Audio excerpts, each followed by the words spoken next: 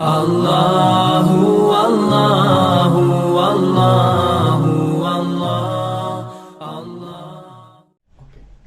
أعوذ بالله من الشيطان الرجيم.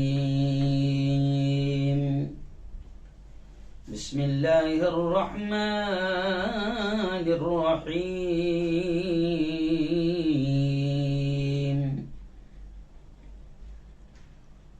يا بني إني أرى في المنام أني أذبحك فانظر ماذا ترى. قال يا أبت افعل ما تؤمر ستجدني إن شاء الله من الصابرين. وقال تعالى لن ينال الله لحومها ولا دماؤها ولكن يناله التقوى منكم. وقال تعالى والفجر وليال عشر. وقال رسول الله صلى الله عليه وسلم من وجد سعة لأن يضحي فلم يضحي فلا يقربن مصلانا أو كما قال عليه الصلاة والتسليم. صدق الله العظيم وصدق رسوله النبي الكريम.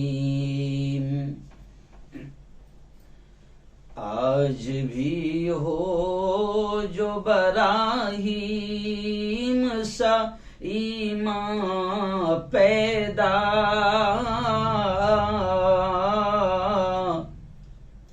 आज भी हो जो बराहीम सा ईमान पैदा,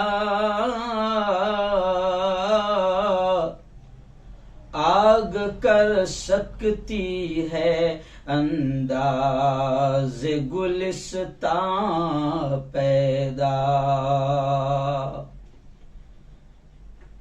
बहुत ही काबिल सद एहतराम मेरे नौजवान दोस्तों, बुजुर्गों, साथियों और अपने अपने घरों में बैठकर मेरी बातों को, अल्लाह और उसके रसूल के पैगाम को सुन रही मेरी पर्दानशीन माओं और बहनों,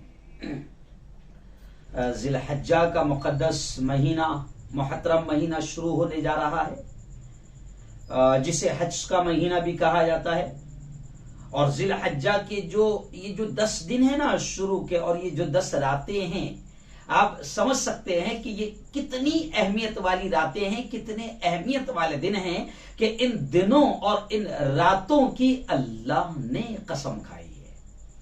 कुरान में एक आयत आपने सुना होगा, वल फज्र वलयालिन अश्र, कि अल्लाह कहता है फज्र की कसम और 10 रातों की कसम। उलमा कहते हैं कि ये जो 1 जिलहज्जा से लेकर 10 जिलहज्जा तक ये जो 10 दिन और 10 रातें हैं, अल्लाह के यहाँ ये बड़ी एहतराम वाली रातें हैं, बड़े एहतराम वाले दिन हैं। और जैसे आज भी मैंने जुमा में, ईदगाह में जो जुमा का खिताब है, इसमें तमाम लोगों के सामने इस पैगाम को रखा कि जैसे रमजान में 1 का 70 भाव हो जाता है, अल्लाह बहुत खुश होता है। नफल कोई बंदा करता है तो अल्लाह फर्ज के बराबर सवाब देता है। एक फर्ज अगर अदा करता है तो अल्लाह उसे 70 फर्जों के बराबर सवाब देता है। ऐसे ही अल्लाह के हबीब सल्लल्लाहु अलैहि वसल्लम ने इन 10 दिनों के बारे में ये कहा है कि इन 10 दिनों में, इन 10 रातों में अगर कोई बंदा इबादत करता है, नेकी के काम करता है, सदका करता है, खैरात करता है, नेकियों के काम करता है, तो इन 10 दिनों और 10 रातों में भी नेकियों का अजर यूं समझिए कि कई गुना बढ़ा दिया जाता है। तो ये बड़े एहतराम वाले दिन हैं, बड़ी एहतराम वाली रातें हैं। इन्हीं दिनों में 5 दिन ऐसे होते हैं कि जिसपे बंदा हज करता है। अल हज अशहुरुम मालूमात। जी हाँ, अल्लाह ने कुरान में कहा ना कि हज के भी मालूम मुतअय्यन महीने हैं। तो हज का जो महीना है वो भी यही महीना है जो अभी 2 दिन के बाद शुरू होगा, जिलहज्जा जिसे कहा जाता है, जुलहज्जा, हज वाला महीना, हज वाला महीना। तो हज भी इन्हीं दिनों में होता है। अब इन दिनों के अलावा अगर कोई आदमी शाबान में जाकर अगर वही सारे काम करे, वही सारी इबादतें करे, वही सारे आमाल करे जो वो हज के मौके पर करता है, मगर रमजान में जाकर अगर मक्कतुल मुकर्रमा में और मीना और अरफात में जाकर वो सारे काम करे तो उसे हज का सवाब नहीं मिलने वाला है। तो हज भी इसी महीने में होता है। जैसे अगर मैं आइंदा कल का आप अगर शनिचर का रोजा रखना चाहे तो वो रोजा नफिल होगा, सवाब तो मिलेगा, लेकिन रमजान के रोजे का सवाब नहीं मिलेगा। तो रमजान का रोजा जो फर्ज है उसका एक अलग मकाम है, उसकी एक अलग अहमियत है। तो ऐसे ही जिलहज्जा का महीने में हज भी होता है। लेकिन आज अफसोस के साथ कहना पड़ रहा है कि आज अल्लाह इतना नाराज हम लोगों से हो चुका है कि उसने 2 साल से अपने काबतुल्लाह के दरवाजे, अपने हरम के दरवाजे भी आज हमारे लिए बंद कर दिया है। अब वहां पर जो हज होगा वो एक यूं समझिए कि वहीं के लोग रहेंगे और हज की जो यूं समझिए कि इबादत है वो उसको अदा कर लेंगे। लेकिन अब भारत का कोई नहीं जा सकता, पाकिस्तान का कोई नहीं जा सकता, इंडोनेशिया का, बांग्लादेश का, नेपाल का, बंगाल का, अमेरिका का, लंदन का, जापान का, फ्रांस का, दुनिया के किसी मुल्क से अब कोई जा नहीं सकता। अब वहां पर पाबंदी लग गई है इस खतरनाक वबा कोरोना को मद्देनजर रखते हुए। तो अल्लाह कितना नाराज है। जी हाँ, 2 साल से हज भी नहीं हो रहा है। तब यह हज का महीना है। अब ऐसे ही इन दिनों में 3 दिन ऐसे आते हैं कि जिसके बारे में प्यारे आका सल्लल्लाहु अलैहि वसल्लम ने फरमाया कि उन 3 दिनों में यानी 10 जिलहिज्जा और 11 जिलहिज्जा और 12 जिलहिज्जा, प्यारे आका सल्लल्लाहु अलैहि वसल्लम ने फरमाया कि इन 3 दिनों में अल्लाह को कुर्बानी से ज्यादा कोई अमल पसंद नहीं है। दूसरे अमल आदमी करेगा, सबका है, खैरात सब करेगा, लेकिन इन 3 दिनों में अल्लाह को कुर्बानी से ज्यादा कोई अमल पसंद नहीं है। कुर्बानी के ताल्लुक से सहाबा ने हुजूर से पूछा कि माहियल अदाही या रसूल अल्लाह, के ए अल्लाह के रसूल सल्लल्लाहु अलैहि वसल्लम ये कुर्बानी क्या है, ये कुर्बानी क्या है। तिरमिजी शरीफ की हदीस है, हजरत ज़ैद बिन अरकम से रिवायत करते हैं कि बाज़ सहाबा ने अर्ज किया, पूछा या रसूल अल्लाह इन कुर्बानियों की क्या हकीकत है, क्या तारीख है, क्या हिस्ट्री है, ये कुर्बानी क्या है। तो आप सल्लल्लाहु अलैहि वसल्लम ने फरमाया सुन्नतु अबीकुम इब्राहीम, ये तुम्हारे रूहानी, तुम्हारे नस्ली मोरिस, तुम्हारे बाप हजरत इब्राहीम की सुन्नत है, हजरत इब्राहीम की सुन्नत है। फिर सहाबा ने पूछा ए अल्लाह के रसूल, अर्ज किया या रसूल अल्लाह हमारे लिए इन कुर्बानियों में क्या अजर है, क्या सवाब है, अल्लाह क्या देगा, इसका क्या इनाम है। आका सल्लल्लाहु अलैहि वसल्लम ने फरमाया कुर्बानी के जानवर के हर बाल के बदले में 1 नेकी मिलेगी। सहाबा ने पूछा हुजूर करीम सल्लल्लाहु अलैहि वसल्लम वो जो ऊन वाले जानवर है जिसे हम दुम्बा कहते हैं या मेंढा कहते हैं, जिनमें बाल बहुत ज्यादा होते हैं, तो साहबा ने और पूछा कि क्या वो ऊन वाले जानवर का भी यही हिसाब होगा कि हर बाल के बदले में नेकी मिलेगी। अल्लाह के हबीब ने फरमाया हाँ, उनके भी हर बाल के बदले में 1 नेकी अल्लाह देगा। तो कुर्बानी की अहमियत का आप अंदाजा लगाएं जी, कि हर बाल के बदले में, अब आप मेंढा कर रहे हैं तो जनाब मेंढे के बाल गिन भी नहीं सकते हैं, सोच भी नहीं सकते हैं कि कितने बाल हो गए। जी हाँ, अल्लाह के हबीब ने साहबा ने पूछा हुजूर वो जो ऊन वाला जानवर होता है मेंढा वगैरह, क्या उसमें भी इतना ही सवाब मिलेगा? हुजूर ने फरमाया हाँ, हर बाल के बदले में 1 नेकी मिलेगी, हर बाल की एवज 1 नेकी मिलेगी। जी, साहबा ने पूछा हुजूर इसकी क्या तारीख है, क्या हिस्ट्री है? तो अल्लाह के हबीब ने फरमाया सुन्नतु अबीकुम इब्राहीम, ये तुम्हारे बाप इब्राहिम की सुन्नत है। तब इस पे थोड़ी सी हिस्ट्री भी मिल गई। तो मैं थोड़ा सा ये भी आपको बता दूं कि कुर्बानी क्या है और अल्लाह को कितनी पसंद है, इसलिए कि आज का हमारा उन्वान ही है अल्लाह को प्यारी है कुर्बानी। तो कुर्बानी तो अल्लाह को बहुत प्यारी है जनाब। कुर्बानी की तफसील फिर करूंगा, लेकिन आपको बता दूं कि जैसे नबी साहबा ने पूछा हुजूर ये कुर्बानी क्या, तो कहा कि तुम्हारे बाप इब्राहिम की सुन्नत है। तो जनाब आप समझ सकते हैं कि कुर्बानी के ताल्लुक से अल्लाह ने भी अपनी किताब में इब्राहिम और इस्माइल के कुर्बानी का तस्करा किया है। जी हाँ, अल्लाह के एक बड़े नेक बंदे थे इब्राहिम, जिनके बारे में हम सुनते हैं कि अल्लाह ने इतना करीब किया और अल्लाह इनके इतना करीब हो गया कि हम इन्हें कहते हैं इब्राहिम खलीलुल्लाह, इब्राहिम अल्लाह के दोस्त, अल्लाह के यार, अल्लाह के जिगरी दोस्त, अल्लाह के यार। तो मैंने आज जुमा में भी कहा कि इब्राहिम खलीलुल्लाह है ना, और उनके बेटे मासूम इस्माइल, उनको लक़ब क्या दिया था? ज़बीहुल्लाह, अल्लाह के लिए ज़बा होने वाले। और ये कुर्बानी इब्राहिम खलीलुल्लाह की सुन्नत है, इस्माइल ज़बीहुल्लाह की सुन्नत है। ये कुर्बानी यादगार है हजरत हाजरा अलैहिस्सलातु व तस्लीम की, कि उन्होंने अपने लख्ते जिगर नूर नजर एक लोते एक लाल को अल्लाह के नाम पर कुर्बान करने के लिए तैयार हो गई। अल्लाह को हजरत हाजरा की भी बहुत सारी अदाएं पसंद आई, जिसमें ये भी एक अदा है कुर्बानी। हजरत इस्माइल मासूम छोटे से नन्हे से बच्चे हैं और वह भी कुर्बान होने के लिए अल्लाह के नाम पर ज़बा होने के लिए तैयार हो गए। अल्लाह को इस्माइल की अदा बड़ी पसंद आई और इस्माइल को हम ज़बीहुल्लाह कहते हैं कि अल्लाह के लिए ज़बा होने वाले। और इब्राहिम जिनको बड़ी उम्र में, बुढ़ापे की उम्र में अल्लाह ने एक बेटा दिया था और उसको भी कह दिया कि इब्राहिम अपने उस पसंदीदा चीज को, महबूब बेटे को हमारे नाम पर कुर्बान कर दो। तो कुर्बानी ये इब्राहिम, इस्माइल और हाजरा की अदाओं का नाम है और इनकी अदाएं अल्लाह को इतनी पसंद आई कि अल्लाह ने फिर क़यामत तक आने वाले साहिब माल इंसानों पर अल्लाह ने कुर्बानी को वाजिब कर दिया। अब हल्की सी झलक में थोड़ी सी झलक बता देता हूं कि कुर्बानी का थोड़ा सा वाकया क्या है, क्योंकि अगर सिर्फ वो इब्राहिम की जिंदगी बयान करूं तो मसला टाइम खत्म हो जाएगा। तो सिर्फ इतना ही कहूंगा कि इब्राहिम को अल्लाह ने खलील कहा, दोस्त कहा। और मैंने जुमा के आज के बयान में भी ये कहा कि याद रखो, अल्लाह खलील ऐसे नहीं बनाता है, दोस्त अल्लाह ऐसे नहीं बनाता है, बल्कि अल्लाह हर तरह से आजमाता है, ठोक बजा कर देखता है। अगर हम दुनिया में किसी से दोस्ती करें, दुनिया में अगर किसी से थोड़ा सा रिश्ता करने वाले हैं, तो हम हर तरह से चेक करते हैं। और अगर रिश्ता करना है जनाब तो बाहर से मालूम कर लेते कि है क्या रिश्ते के लायक, है क्या करीब करने के लायक, है क्या दोस्त बनाने के लायक, है क्या पार्टनर बनाने के लायक। तो जब अल्लाह किसी को दोस्त बनाए तो फिर अल्लाह तो अपने एतबार से आजमाएगा ना।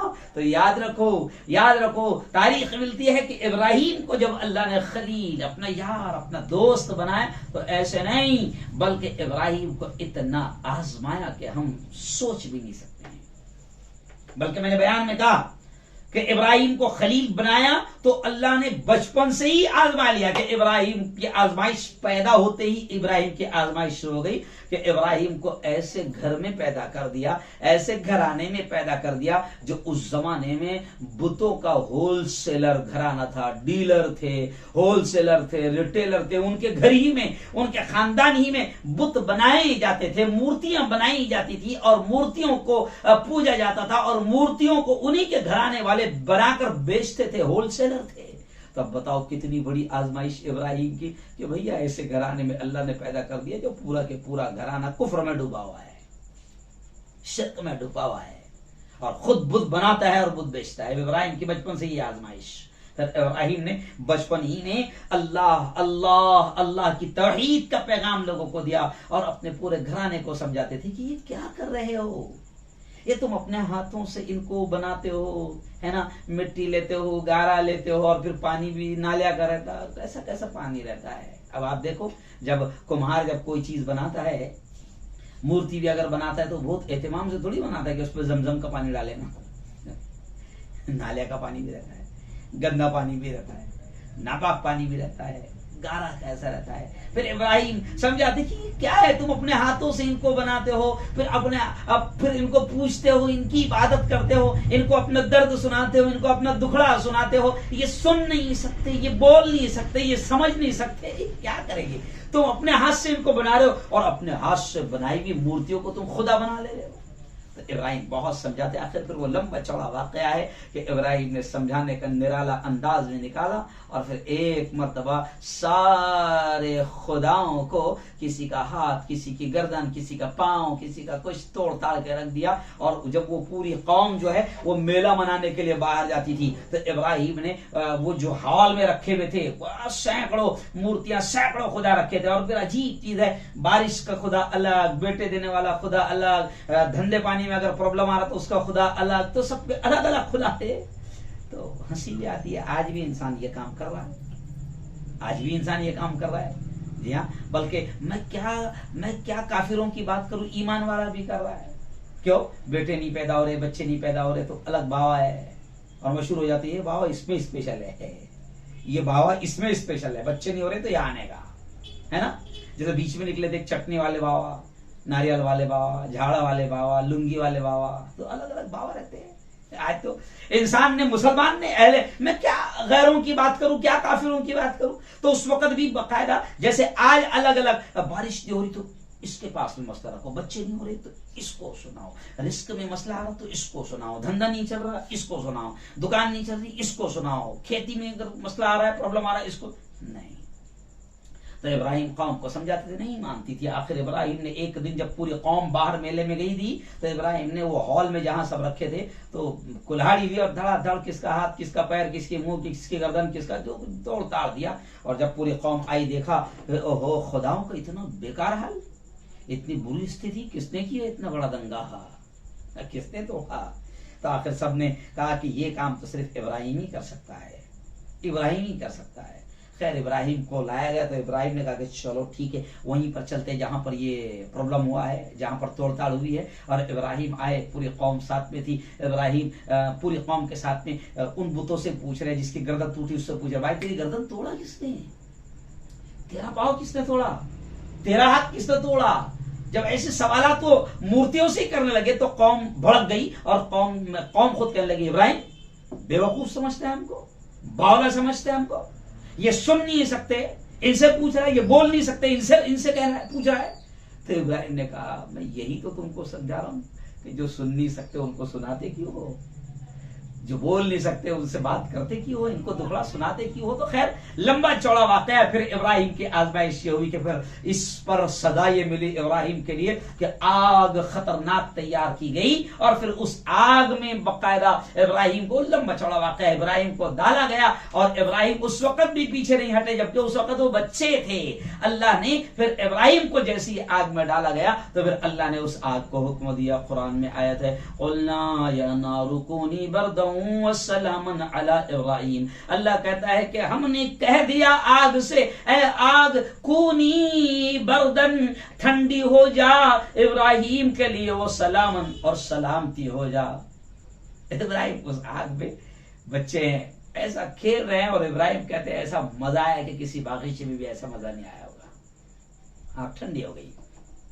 तो इब्राहिम को बहुत तरह से अल्लाह ने आजमाया, अल्लाह ही ने इम्तिहान लिया, बहुत तरह से आजमाया और इब्राहिम हर इम्तिहान में कामयाब हुए। इसलिए इकबाल रहमतुल्लाहि अलैह ने कहा, जो मैंने शुरू में शेर पढ़ा, कि आज भी हो जो इब्राहिम सा ईमान पैदा, आग कर सकती है अंदाज गुलिस्तां पैदा। कि आज भी कुछ भी हालात आ जाए, अगर आज भी हम हमारे बाप इब्राहिम के जैसा ईमान बनाएं तो फिर हर हालात का हम मुकाबला कर सकते हैं।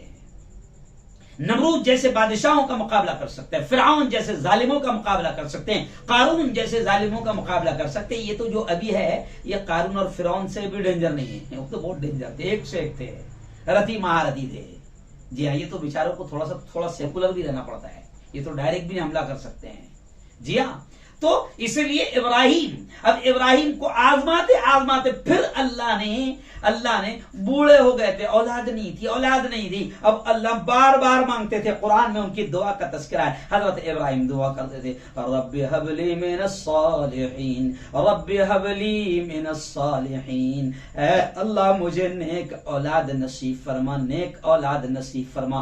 अल्लाह ने आखिरी बुढ़ापे की उम्र में अल्लाह ने एक बेटा दिया जिसका नाम इस्माइल रखा।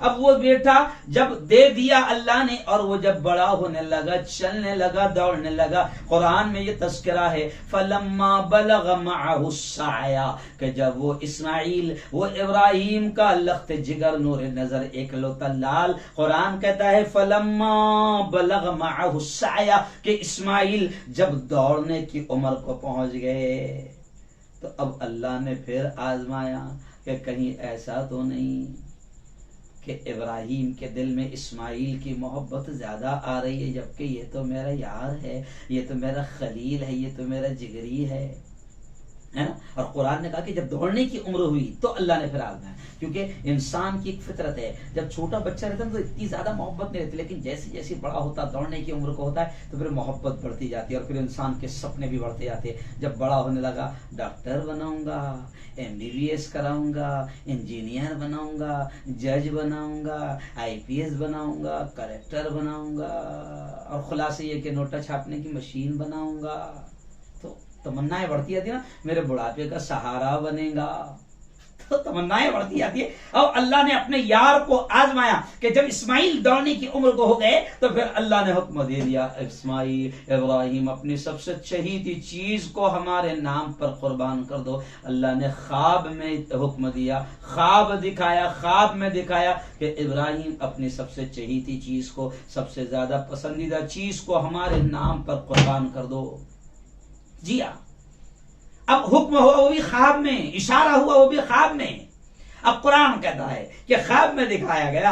अब जनाब, अब सबसे ज्यादा चाहिए चीज तो वो तो खैर लंबा वाक़या है कि फिर इब्राहिम ने ऊंट ज़बह किए, फिर ख्वाब आया नहीं, फिर ऊंट ज़बह किए, फिर ख्वाब आया नहीं, अपनी चाहिए चीज। आखिर इब्राहिम समझ गए कि भैया चाहिए और लाडली चीज तो एक ही है, और वो है इस्माइल, मेरा नूर नजर, लगते जिगर। अल्लाह शायद इसी को मांग रहा है। जी हाँ, अब इस्माइल के पास इब्राहिम आते हैं, बाप आते हैं, और कुरान ने कितने प्यारे अल्फाज का, मैं आपको कुर्बानी की थोड़ी हिस्ट्री सुना रहा हूं। अब कुरान ने कितने प्यारे अल्फाज कहा कि इब्राहिम बेटे के पास आते हैं और कहते हैं, या बनैया, ऐ मेरे बेटे, ऐ मेरे लाडले, इन्नी अरा फिल मनामी अन्नी अज़बहुका, ऐ मेरे बेटे मैं ख्वाब में देख रहा हूं कि मैं तुझे ज़बा कर रहा हूं, मैं तेरी कुर्बानी कर रहा हूं। फंजुर माजा तरा, मेरे बेटे बता तेरा क्या कहना है, तेरा क्या ख्याल है, तो इस मामले को कैसे देखता है। मैंने जुमा भी हंसते हंसते कहा कि ख्वाब में देखा। इब्राहिम अपने बेटे से कह रहे कि बेटा मैं ऐसा ख्वाब में देख रहा हूं, है ना। अब बेटा जो है, बेटे ने क्या प्यारा जवाब दिया, आहा, वो भी कुरान में मैं आपको बताऊंगा, लेकिन मैं हंसते हंसते कहता हूं कि हमारे जैसे अगर बच्चा रहता तो हम बोलते, बाबा ओ बड़े मियाँ ये ख्वाब है, ऐसे बावले बात मत करो, ख्वाब में तो कुछ भी दिखते रहता, ख्वाब में तो कुछ भी दिखते रहता, बाबा ये ख्वाब है, ये ऐसी बावली बातें मत करो, मेरे को काट रहे, ये कौन सी बात हो गई। लेकिन नहीं, वो भी नबी के बेटे थे, और वो भी इस्माइल थे, वो भी अल्लाह के लाडले थे, और वो इतने बड़े नबी बने हैं कि उनकी नस्ल में फिर आखिरी नबी महबूब खुदा और रसूल खुदा हजरत मोहम्मद मुस्तफा सल्लल्लाहु अलैहि वसल्लम को आना था। तो इस्माइल भी कोई मामूली नहीं। अब इस्माइल की जबान से जवाब क्या निकलेगा आप समझ सकते हैं। तो इस्माइल ने भी बाप को जवाब दिया, छोटे बच्चे बाप को जवाब दिया। क्या कहा, कुरान कहता है, या अबती, इस्माइल ने कहा, ऐ मेरे अब्बा हुजूर, ओ मेरे अब्बा, इफ़अल मा तुअमर, जो आपको हुक्म दिया जा रहा है आप उसको जरूर करिए, पूरा करिए, मुझे ज़बा करिए, मेरी कुर्बानी करिए, अल्लाह के नाम पर मुझे ज़बा करिए। सतजिदुनी इंशाअल्लाहु मिनस साबिरीन, अब्बा हुजूर आप मुझे सब्र करने वाला पाओगे। आहा, लाडले में जवाब दिया। इसलिए इकबाल ने कहा कि वो फैजान नजर था या कि मकतब की करामत थी, वो फैजान नजर था या कि मकतब की करामत थी। सिखाए किसने इस्माइल को आदाब फर्जंदी, किसने ये आदाब किसने सिखाया कि एक छोटा सा बच्चा बाप को ये कह रहा है, मकतब का पढ़ने वाला छोटा सा बच्चा बाप को ये कह रहा है कि अब्बा हुजूर जो आपका हुक्म दिया जा रहा है पूरा कीजिए। अब जनाब यह है कुर्बानी की हल्की सी हिस्ट्री। अब इस्माइल ने यह कह दिया, अब इब्राहिम ज़बा के लिए तैयार हो गए, ज़बा के लिए तैयार हो गए। हाजरा से कहा, बीवी से कहा, इस्माइल को नहलाओ धुलाओ, खुशबू लगाओ, सजाओ सवारो। जी, अब माँ ने बेटे को अच्छे से सजा दिया, सवार दिया, खुशबू लगा दिया और फिर इब्राहिम पूरी तैयारी के साथ में छुरी वगैरह लेकर ज़बा करने के लिए चले। जरा सोचो क्या मंजर रहा होगा, क्या मंजर रहा होगा। ज़बा करने के लिए चल पड़े। जी हाँ, अब जैसी ज़बा करने के लिए चल पड़े तो फिर शैतान के पेट में दर्द नहीं होगा क्या? शैतान को तो मरोड़ होगा, ओ ये अगर इतना बड़ा काम करेगा तो अल्लाह इससे कितना खुश होगा, है ना। अब शैतान आ गया, बिल्कुल शैतान आ गया। सबसे पहले कहा आया हाजरा के पास, होम मिनिस्टर, क्योंकि चाबी वहीं से घूमती है। तब हाजरा के पास शैतान पहुंचा और बहकाने का स्टाइल, हाजरा तुझे मालूम है तेरे शौहर इब्राहिम ने तेरे लाल को कहां लेकर गया, इस्माइल को? हाँ, और फिर बहकाते कहने लगा, हाजरा वो घूमने फिरने नहीं गए, वो बागीचे में नहीं गए, वो गार्डन में नहीं गए, इस्माइल को घुमाने फिराने नहीं लेकर गए, उसको काटने लेकर गए, ज़बा करने लेकर गए। मैं शॉर्ट में सुना रहा हूं। हाजरा कहती है अल्लाह का हुक्म है। कहां अल्लाह ने उसको हुक्म दिया है कि बेटे को काट दे, ज़बा कर दे, कुर्बानी कर दे?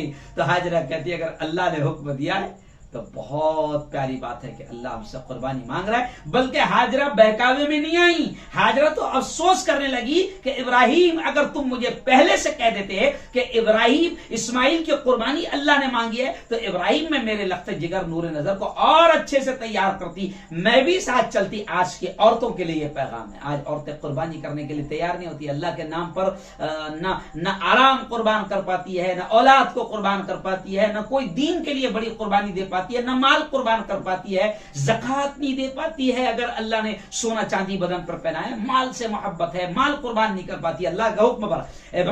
इब्राहिम लेकर गए हैं और बीवी हाजरा कहती है कि अगर मुझे पहले से इब्राहिम बता देते तो मैं खुद भी साथ में जाती और अल्लाह के हुक्म पर मैं भी अमल करती। इब्राहिम ज़बा करते तो मैं मेरे लाल के हाथ पकड़ कर रखती। तो क्या हाजरा की भी कुर्बानी आप देखिए, क्या क्या जज्बा होगा उस औरत में भी। और फिर यही नहीं, शॉर्ट में यारो वक्त ना काफी हो जाता है, कम पड़ जाता है, इसलिए मैं थोड़ी स्पीड में आता हूं। अब इब्राहिम ज़बा करने के लिए चले। अब रास्ते में हजरत इस्माइल को भी शैतान बहका रहा है। जी हाँ, 3 जगह पर शैतान बहकाने लगा। तो आज भी हजरत इस्माइल को जब जब शैतान ने बहका, तेरा बाप अरे बुड्ढा मारने ले जा रहा, हाथ में देख छुरी है खतरनाक, तेरा गला काटने वाला है बड़े मियां, क्यों इस्माइल को बहका रहा है। अब इसको कमबख्त को क्या मालूम कि बेटा खुद कहता है कि अब्बा जो हुक्म हुआ है बिल्कुल करिए, आप मुझे तजिदुनी इंशाअल्लाह मिनस साबिरीन। अब इस्माइल ने उठाए और शैतान को पत्थर मारे। तो थोड़ी थोड़ी दूर पर 3 मरतबा शैतान बहकाने के लिए आया तो तीनों जगह इस्माइल ने कंकर मारे। अब इस्माइल उस मासूम की अदा अल्लाह को इतनी पसंद आई कि अल्लाह ने इस्माइल की उस स्टाइल और उस अदा को इतना पसंद किया कि कयामत तक जितने लोग हज करेंगे तो वहां 3 जगह जहां शैतान ने बहकाया था और इस्माइल ने शैतान को कंकरी मारी थी, अल्लाह ने तमाम हाजियों पर उसको जरूरी कर दिया। अगर कोई हाजी कंकरी नहीं मारेगा 3 दिन तक के वो तीनों शैतानों को जहां तीनों जगह पर जहां जहां बहकाया था तो उसका हज ही नहीं होगा।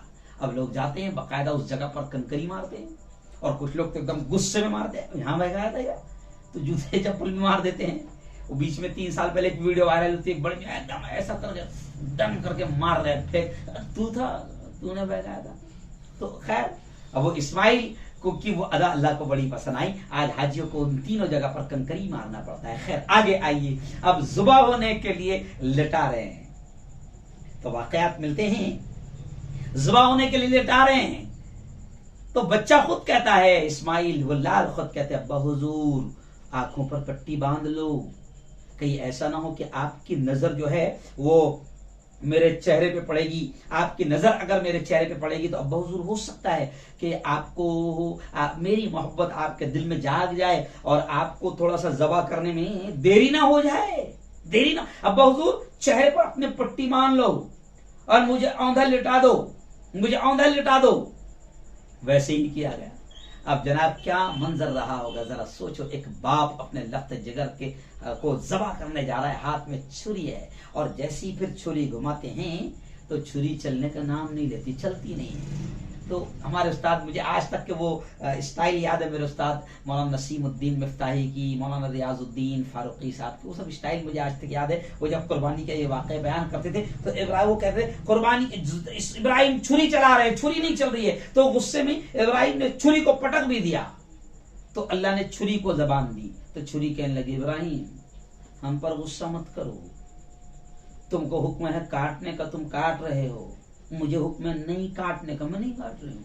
दोनों भी अल्लाह के हुक्म पर अमल कर रहे हैं। फिर खैर इस्माइल फिर छुरी को तेज करते, चलाने की कोशिश करते, सट करके फिर गर्दन कट जाती है। देखते हैं पट्टी खोलकर तो छोटा लाल इस्माइल लख्त जिगर साइड में, और उसकी जगह पर एक जन्नत से दुम्बा आकर ज़ुबा हो गया। और अल्लाह ने आवाज दी, या इब्राहिम या इब्राहिम, ओ मेरे यार, तूने ख्वाब को सच कर दिखाया, रुया, तूने ख्वाब को सच कर दिखाया। मैंने तुझे लख्ते जिगर को ज़बा करने के लिए कहा, तूने मान लिया, तेरी यारी पर मैं कुर्बान। अल्लाह ने हुक्म दिया, या इब्राहिम रुया इन्ना कज़ालिका नज्जिल मुहसिनीन, इब्राहिम तूने ख्वाब को भी सच कर दिखाया, हम एहसान करने वालों का बदला ऐसे ही देते हैं। हमने जानवर को जन्नत से लाकर ज़बा करा दिया। लेकिन अब ये अदा अल्लाह को इतनी पसंद आ गई कि फिर अल्लाह ने क़यामत तक आने वाले अहले ईमान पर, जो साहिब माल हैं, जिनको अल्लाह ने माल दिया है, अब अल्लाह ने क़यामत तक आने वाले अहले ईमान पर कुर्बानी को वाजिब कर दिया है। यह है थोड़ी सी हिस्ट्री कुर्बानी की। क़यामत तक आने वाले इंसानों पर अल्लाह ने वाजिब कर दिया। और फिर यही नहीं, अल्लाह ने कहा कि उन कुर्बानी के 3 दिनों में मुझे कुर्बानी से ज्यादा कोई अमल पसंद नहीं। जी, कुर्बानी अल्लाह को बहुत प्यारी है। इसलिए मैंने कहा, आज के उन्वान रखा कि अल्लाह को प्यारी है कुर्बानी, अल्लाह को प्यारी है कुर्बानी। आइंदा हफ्ते में आपको कुर्बानी का मकसद भी बताऊंगा, अल्लाह क्या चाहता है। ये इतने लाखों करोड़ों जानवर पूरी दुनिया में ज़बा हो रहे हैं, आखिर क्या चाहता है अल्लाह, मुसलमान से क्या चाहता है, कुर्बानी करने वाले ईमान वाले से क्या चाहता है, वो भी मैं सारी चीजें बताऊंगा। लेकिन आज मैंने सिर्फ एक बैकग्राउंड कुर्बानी का आपके सामने रखा कि कुर्बानी का यह वाक़या है कि इब्राहिम और इस्माइल और हाजरा, ये एक अपने लख्ते जिगर नूर नजर एकलौते एक बेटे को कुर्बान करने के लिए तैयार हो गए। अल्लाह को उनकी अदाएं पसंद आई और अल्लाह ने क़यामत तक आने वाले इंसानों पर कुर्बानी को वाजिब कर दिया। जी हाँ, और कुर्बानी को अल्लाह ने शाइरुल्लाह भी कहा, अल्लाह की निशानियों में से एक निशानी है कुर्बानी भी। जैसे सफा मरवा पहाड़ी के बारे में अल्लाह ने कुरान में क्या कहा, इन्ना सफा वल मरवत मिन शाइरिल्लाह, के सफा और मरवा अल्लाह के शाइर में से है, अल्लाह के निशानियों में से है। ऐसे ही कुर्बानी को अल्लाह ने कहा, कुर्बानी को अल्लाह ने कहा, वल बुदुन जअलनाहा लकुम मिन शाइरिल्लाह लकुम फीहा खैर। अल्लाह कहता है कि कुर्बानी के इन जानवरों को भी अल्लाह ने अपनी निशानियों में से एक निशानी बना दिया। तो याद रखो, अल्लाह ने कुर्बानी को शाइरुल्लाह कहा, अल्लाह ने अपनी निशानी बताया कुर्बानी को। जैसे अल्लाह ने सफा और मरवा को निशानी बताया, तो कुर्बानी तो अल्लाह की निशानियों में से एक निशानी है। तो क्या नाउज़ु बिल्लाह अल्लाह की निशानियों का हम सौदा करेंगे? क्या अल्लाह की उस अहम इबादत के एतबार से हम कंप्रोमाइज करेंगे? नहीं, बिल्कुल नहीं हो सकता है। कुर्बानी तो हम पर वाजिब है, तो कुर्बानी करेंगे। और ये भी एक खास बात है, ये भी एक खास बात है कि हमारे इस प्यारे मुल्क हिंदुस्तान में, भारत में के संविधान में खास तौर से हमें अपना ये राइट संविधान ने भी दिया है, हमारे मुल्क के कानून ने भी दिया है कि चाहे वो किसी भी धर्म का मानने वाला हो, हर धर्म वाले को अपने अपने धर्म की जरूरी चीजों पर अमल करने की आजादी के साथ संविधान ने इजाजत दी है। तो यह हमारा राइट भी है, कोई इससे मना नहीं कर सकता हमें। कोई रोक नहीं सकता, कोई पुलिस, कोई सीएम, कोई पीएम, कोई रोक नहीं सकता। हमारा संवैधानिक हक है। कुर्बानी हर अहले ईमान पर जो साहिब माल हो वाजिब है, कुर्बानी होगी। अब अगर कोई कोरोना की आड़ में अगर हमको ये कहे कि अलामती कुर्बानी कर लो, तो अलामती कुर्बानी उर्बानी हमारे यहाँ नहीं है।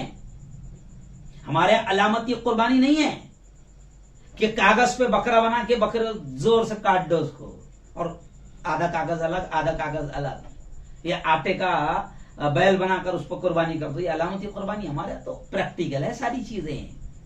और कुर्बानी जो है, अगर मैं कुर्बानी के बारे में अगर ये कहूं तो शायद आपको ताज्जुब होगा कि कुर्बानी एक ऐसी चीज है कि हजरत आदम अलैहिस्सलाम के जमाने से कुर्बानी चली आ रही है। उनके दोनों बेटों ने जब एक औरत से शादी का मामला, क्योंकि जब हजरत आदम पैदा हुए तो वो फिर उनके ही पेट से, हव्वा के पेट से जब लड़की भी पैदा होती थी, लड़का भी पैदा होता था, तो फिर वो एक दूसरे के साथ में जो अलग अलग पैदा होते थे तो एक दूसरे के साथ में रिश्ता कर दिया जाता था। लेकिन एक औरत जो है एक को पसंद थी, वो चाहता था कि नहीं मेरे साथ जो पैदा हुई मैं उससे ही करूंगा, जबकि वहां ऐसा नहीं था। तो आखिर फिर हाबिल और काबिल के दोनों भाई थे, उनमें उसको लेकर झगड़ा हुआ। तो फिर उस वक्त हुक्म हुआ कि ठीक है तुम कुर्बानी पेश कर दो। उस जमाने में ऐसा था कुर्बानी का मामला कि पहाड़ पर कुर्बानी रख देना पड़ती थी। जो भी कुर्बानी रखे, जानवर रखे, पहाड़ पर ऊंची जगह पर रख देना पड़ता था। आसमान से एक आग आती थी और जिसकी कबूल करना है उसको वो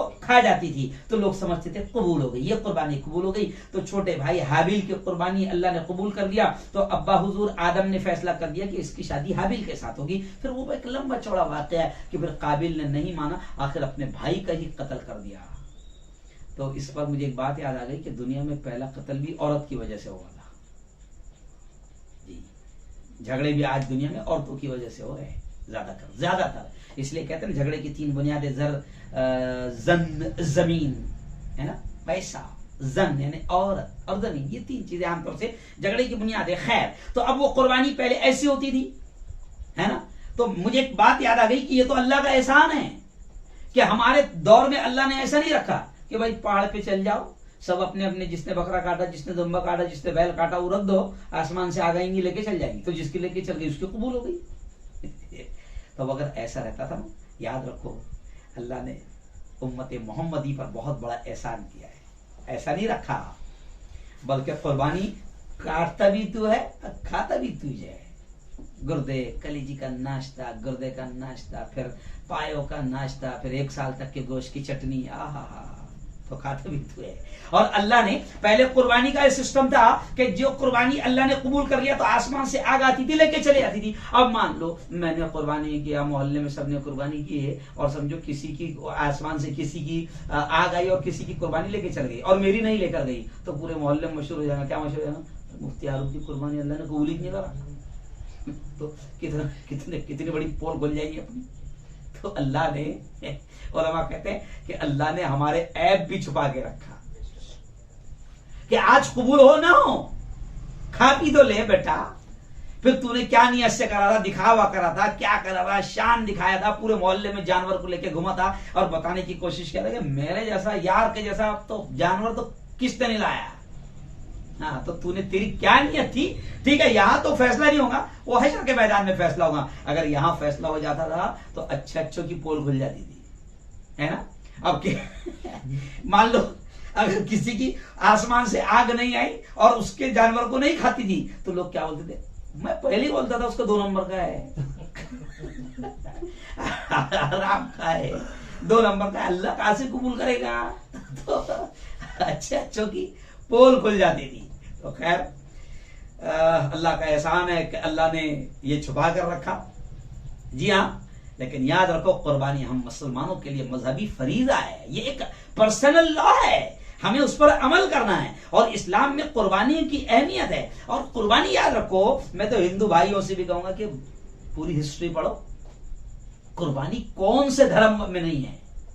यहूदियों में भी कुर्बानी है, ईसाइयों में भी कुर्बानी है, और हिंदुओं में भी कुर्बानी, उसको वो बलि कहते हैं, बलिदान कहते हैं। और कुछ खास खास जगह है, मंदिर है, वहां जाकर वो जानवरों को काटते हैं। ये तो अल्लाह का शुक्र है, देखो बुरा मत लगने देना हिंदू भाइयों, हमारे यहाँ तो जानवर को ज़बह करते वक्त भी रहम सिखाया गया है। और हमें कहा गया है कि छुरी तेज रखना, एक जानवर को दूसरे के सामने ज़बह नहीं करना, और छुरी इतनी तेज रखना कि जानवर को तकलीफ ना हो। और बाकायदा काटने का तरीका बताया गया है कि जहां पर जल्दी से जानवर जो है वो पूरी तरीके से ठंडा हो जाएगा, तड़पेगा नहीं। तो हमारे यहाँ तो जानवर को ज़बह करते वक्त भी बाकायदा रहम सिखाया गया है। लेकिन बुरा मत लगने देना, हमने बलि का देखे कि आपके यहाँ तो बस ऐसे जानवर को लगा दिया और एक आधा धन करके बड़ा खंजर मारता है, गर्दन दूर जाती है, जानवर तड़पता है, ऐसा मंजर होता है कि देखा भी नहीं जाता है।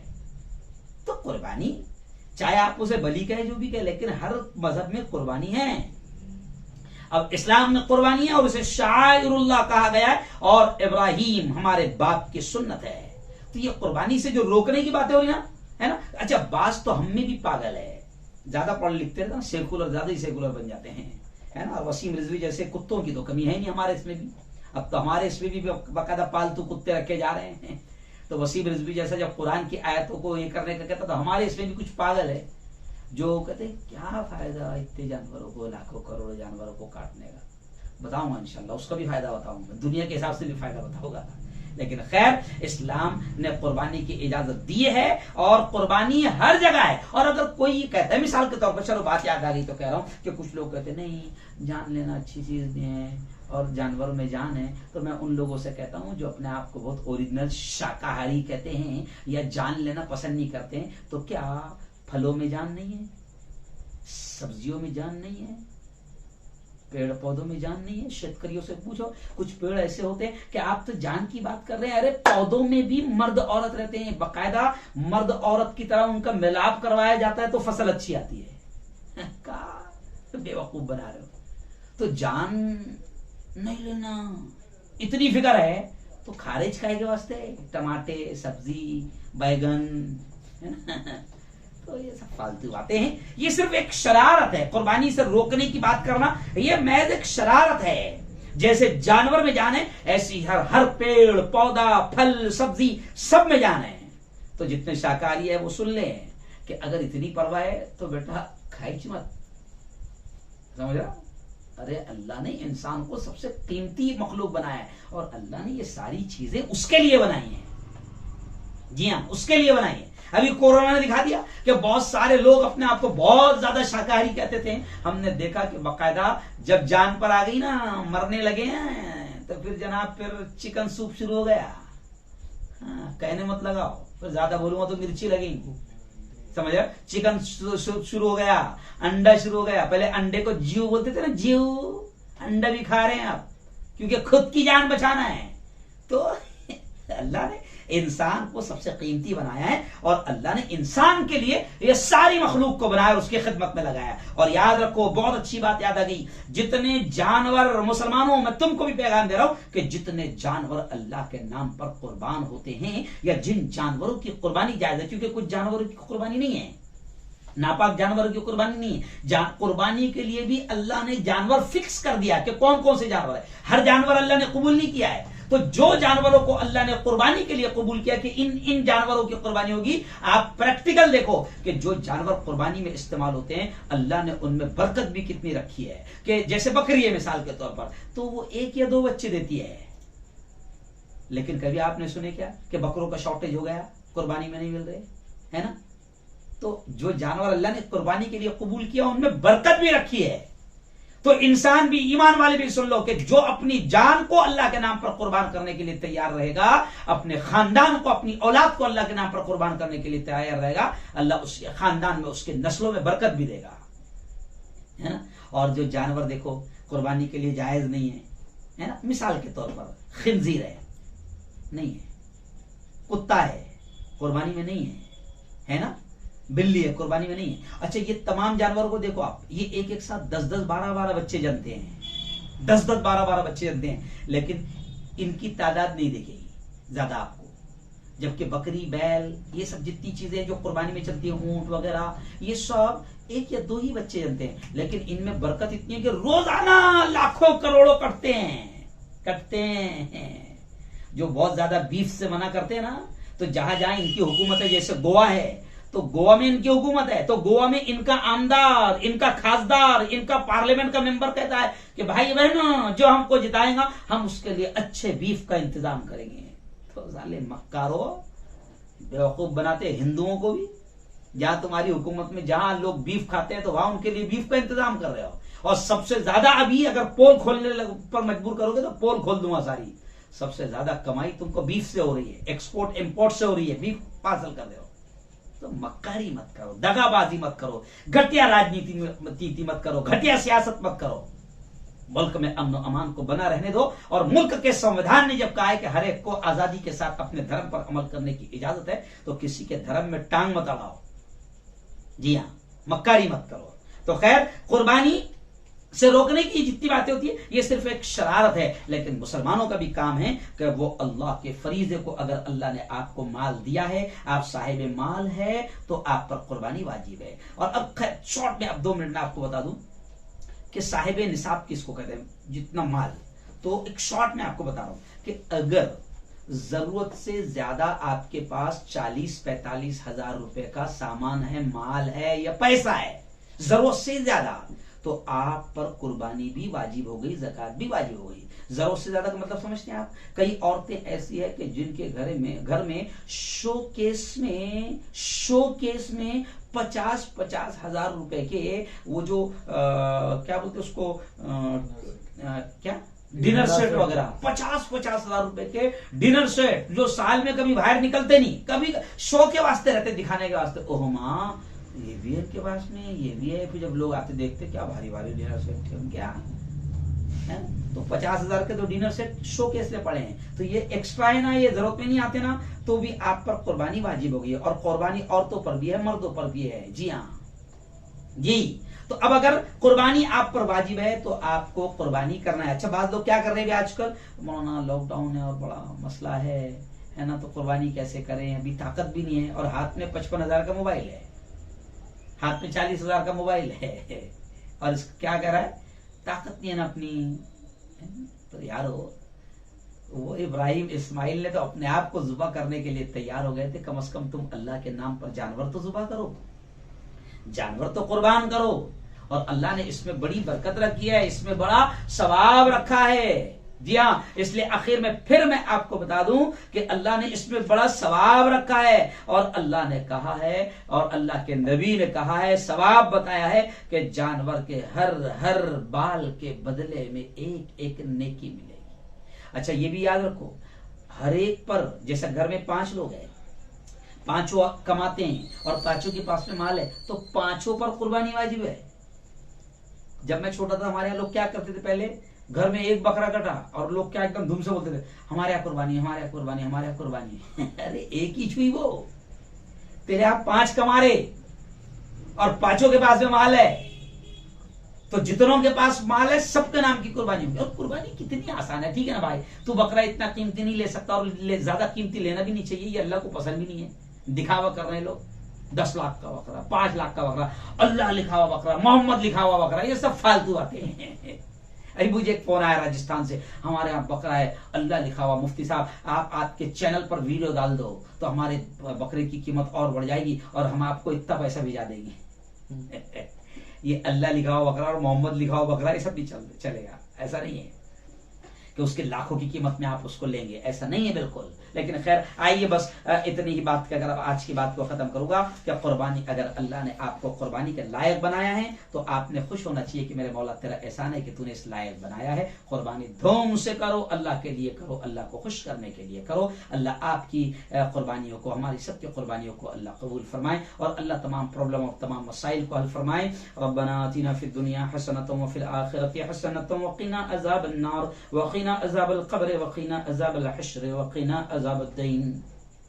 अल्लाहुम्मा हफ़्ज़ना मिन कुल्लि बलाइद दुनिया व अज़ाबिल क़ब्र व अज़ाबिल आखिरह। मौला हम सब के तमाम गुनाहों को माफ फरमा। मेरे मौला हम सब की तमाम खताओं को, तमाम लग़्ज़िशों को माफ़ फरमा। रब्बे दो जहां, रात के अंधेरे में, दिन के उजाले में मेरे मौला जाने में अनजाने में जो कुछ भी छोटे बड़े गुनाह हुए हैं, महज अपने फजल से, अपने करम से माफ़ फरमा। मेरे मौला तेरी मोहब्बत, तेरा प्यार, तेरा इश्क, तेरी दोस्ती हम सबको नसीब फरमा। रब्बे दो जहां ये कुर्बानी का महीना आ रहा है, ये हज का महीना आ रहा है मेरे मौला, ये 10 रातें जो 10 दिन हैं बड़े कीमती है मेरे मौला। इन 10 दिनों की, 10 रातों की कदर करने की हमें तौफीक नसीब फरमा। और मेरे मौला कुर्बानी खुशी के साथ, खुशी खुशी खुशी खुशी मेरे मौला कुर्बानी करने की हमें तौफीक और हिम्मत नसीब फरमा। मेरे मौला तेरी मोहब्बत में तेरे खलील ने, तेरे यार ने अपने बेटे को कुर्बान करने के लिए तैयार हो गए थे और बेटे को कुर्बान भी किया। तूने उनके कुर्बानी को कबूल किया और जन्नत से एक जानवर को भेज दिया। वो अदाएं तुझे बड़ी पसंद आई और क़यामत तक आने वाले इंसानों पर तूने साहिब माल पर कुर्बानी को वाजिब कर दिया। मेरे मौला तेरा एहसान है कि तूने हमको माल दिया है मेरे मौला, हमें माल लुटाने की और तेरे नाम पर कुर्बानी करने की तौफीक और हिदायत भी नसीब फरमा। मेरे मौला हम में कुछ लोग ऐसे हैं कि जो कुर्बानी नहीं करते हैं या उनको माल खर्च होता है तो बड़ी तकलीफ होती है। मेरे मौला हम सबको हिदायत नसीब फरमा और कुर्बानी का जज्बा जो जज्बा तू चाहता है मेरे मौला, वो जज्बा हम सबको नसीब फरमा। मेरे मौला जब तक जिंदा रख, इस्लाम पर जिंदा रख, मौत दे मेरे मौला तो हम सबको ईमान वाली, कलमे वाली मौत नसीब फरमा। मेरे मौला हलाल रोजी नसीब फरमा और हराम लुक़्मों से हम सबकी हिफाजत फरमा। जो मांगा अता फरमा, जो मांगने से रह गए अपने हबीब के सदक़े वो भी नसीब फरमा। रब्बना तक़ब्बल मिन्ना इन्नका अंतस समीउल अलीम व तुब अलैना इन्नका अंतत तव्वाबुर रहीम व सल्लल्लाहु अला नबील करीम व अला आलिहि व सहबिहि अजमईन बिरहमतिका या अरहमर राहिमीन।